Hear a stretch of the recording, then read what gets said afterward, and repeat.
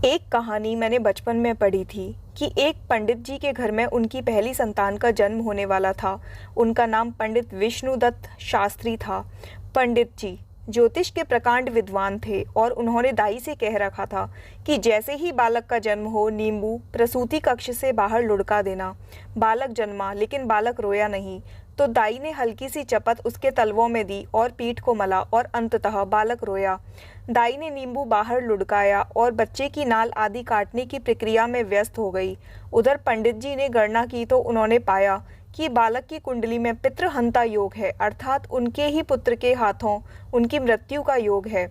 पंडित जी शोक में डूब गए और अपने पुत्र को इस लांछन से बचाने के लिए बिना कुछ कहे बताए घर छोड़कर चले गए।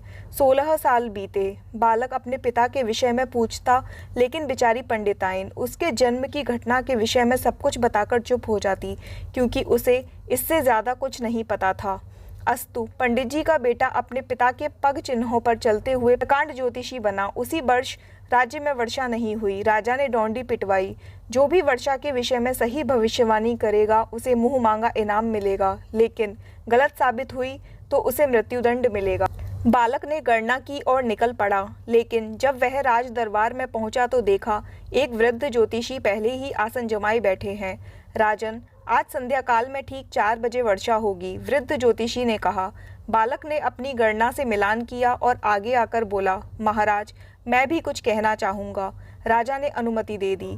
राजन, वर्षा आज ही होगी, लेकिन 4 बजे नहीं, बल्कि 4 बजे के कुछ पलों के बाद। वृद्ध ज्योतिषी का मुंह अपमान से लाल हो गया और उन्होंने दूसरी भविष्यवाणी भी कर डाली।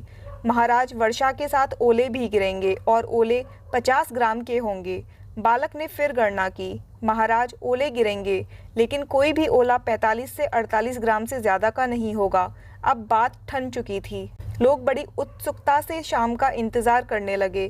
3:30 तक आसमान पर बादल का एक कतरा नहीं था, लेकिन अगले 20 मिनट में क्षितिज से मानो बादलों की सेना उमड़ पड़ी। अंधेरा सा छा गया, बिजली कड़कने लगी, लेकिन 4 बजने पर भी पानी की एक बूंद न गिरी। लेकिन जैसे ही 4:02 हुए, धारासार वर्षा होने लगी। वृद्ध ज्योतिषी ने सिर झुका लिया। आधे घंटे की बारिश के बाद ओले गिरने शुरू हुए। राजा ने ओले मंगवाकर तुलवाए। कोई भी ओला 50 ग्राम का नहीं निकला। शर्त के अनुसार सैनिकों ने वृद्ध ज्योतिषी को गिरफ्तार कर लिया और राजा ने बालक से इनाम मांगने को कहा। महाराज, इन्हें छोड़ दिया जाए, बालक ने कहा। राजा के संकेत पर वृद्ध ज्योतिषी को मुक्त कर दिया गया। बजाय धन संपत्ति मांगने के तुम इस अपरिचित वृद्ध को क्यों मुक्त करवा रहे हो? बालक ने सिर झुका लिया और कुछ क्षणों बाद सिर उठाया तो उसकी आंखों से आंसू बह रहे थे, क्योंकि ये 16 साल पहले मुझे छोड़कर गए मेरे पिता श्री विष्णुदत्त शास्त्री हैं। वृद्ध ज्योतिषी चौंक पड़ा। दोनों महल के बाहर चुपचाप आए, लेकिन अंततः पिता का वात्सल्य छलक पड़ा और फफक कर रोते हुए बालक को गले लगा लिया। आखिर तुझे कैसे पता लगा कि मैं तेरा ही पिता विष्णुदत्त हूँ?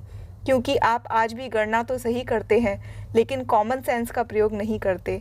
बालक ने आंसुओं के मध्य मुस्कुराते हुए कहा। मतलब? पिता हैरान था। वर्षा का योग 4 बजे का ही था, लेकिन वर्षा की बूंदों को पृथ्वी की सतह तक आने में कुछ समय लगेगा कि नहीं?